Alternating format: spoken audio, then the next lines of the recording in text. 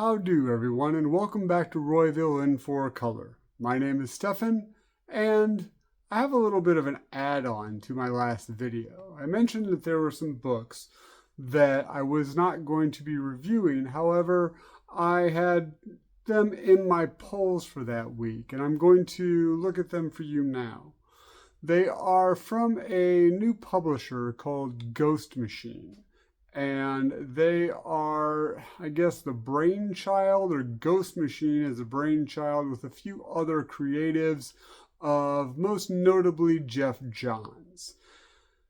Yeah, Jeff Johns, my Justice Society of America book's been taking a hit for this, Johns. Yeah. Is it gonna be worth it? Let's find out. So, like I said, this is 3 books. Ghost Machine will be a bunch of creatives doing various books. I think these are the only ones that Johns is doing, and they were the ones that I found most interesting when I was looking through future polls, so I decided to get these 3. The first one I have is Rook Exodus #1. Really like all of these covers. This is probably my least favorite, but in saying that, I still really like the cover. All of these are written by Jeff Johns. However, they say that the creative team, they don't give like this one's the writer, this one's the artist, but this one is Jeff Johns and Jason Fobach. It's set in a future, I believe like 2170, about that. We decided to destroy the Earth, and we have this large corporation, Better World, that has a far-off colony, and you can leave Earth, go to this colony, it's going to be great, it's going to be paradise. We have everything computerized, down to the terraforming, all the animals are controlled. So the main character is what they call a warden. And a warden wears a special helmet, and they can control a species of animals. So the main character controls crows, for example. Another character that features prominently in the book can control swine. And everything was going to be great until the machine stopped working, or I guess the world engine stopped working in this planet they call Exodus. Yeah, then everything basically goes to pot again, and it's kind of this Mad Max meets I Am Legend story. I thought that this was going to be the weakest of the ones that I was getting, but I really enjoyed this, and I'm really interested to see where it goes. I did like it a lot more than I thought I would. The art's really good. Johns' writing is really good on it, and like I said, there's a Mad Max feel. I'm into the Mad Max mythos, those kinds of things. It's not one of my favorites, but I do enjoy the movies. And he's kind of alone on this desolate world for a while. Most individuals have been able to escape. The last ones that are remaining are kind of the dredges of society / the employees. The rich people were able to leave. So yeah, I'm really excited about this one, and I'm definitely on board to see more of it. All right, so the next one I have is Geiger #1. And once again, I love these covers. And this isn't his first comic. I guess Geiger had a mini-series that I wasn't in tune to, didn't know it was really out till it was all over and you can't find it now.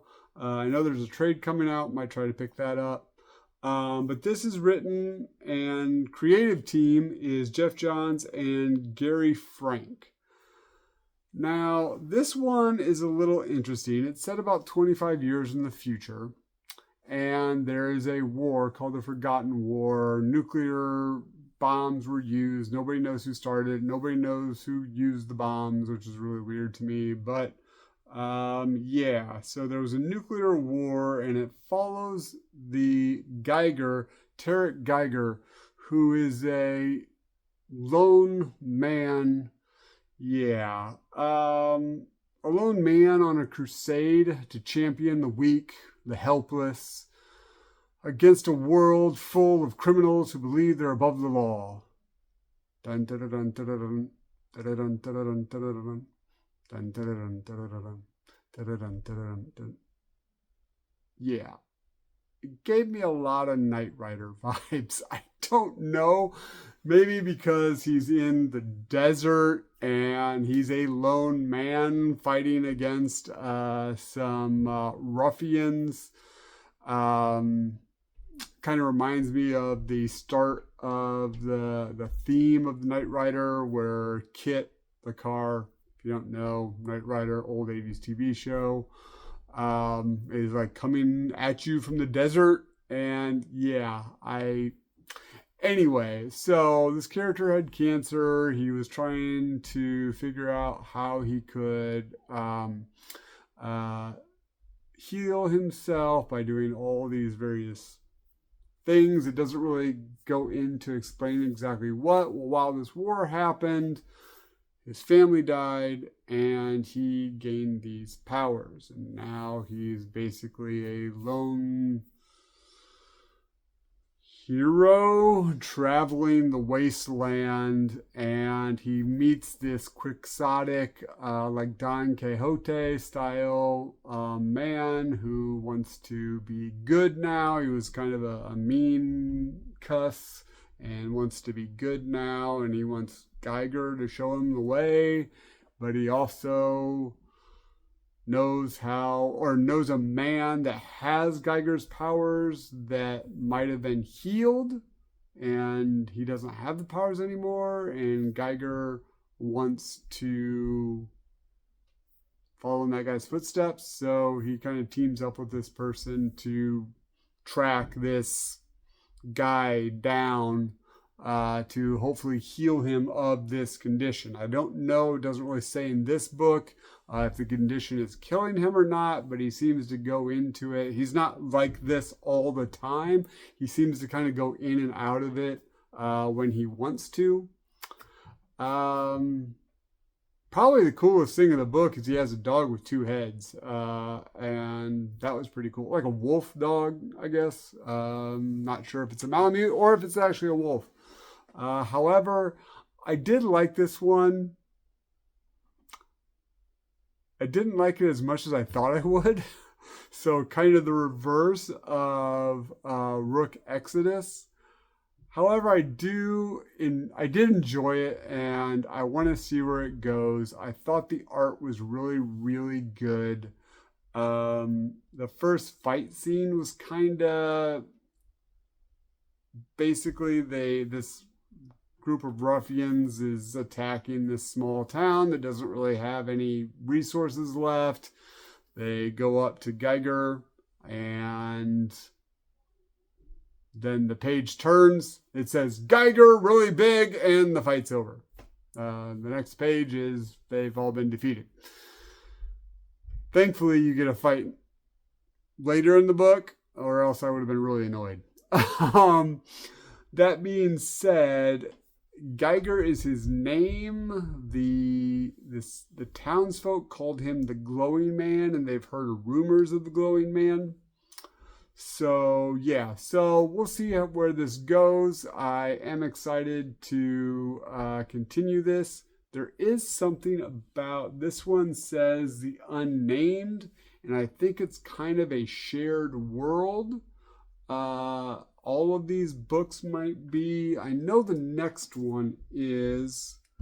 This one, however, does not have that tag on it, so I don't know if this is part of that shield world or not. If you do know, leave it in the comments. I'd be interested to know. And that is Geiger. All right, the last one that I have is my favorite, Redcoat #1. And there is our hero on the cover there. And as you can see, the unnamed, I think once again, Rook might not be part of it, because you can see the top here has this kind of checkerboard area. Kind of interesting. I know that DC had this in the past on some of their books. Kind of nostalgic for me.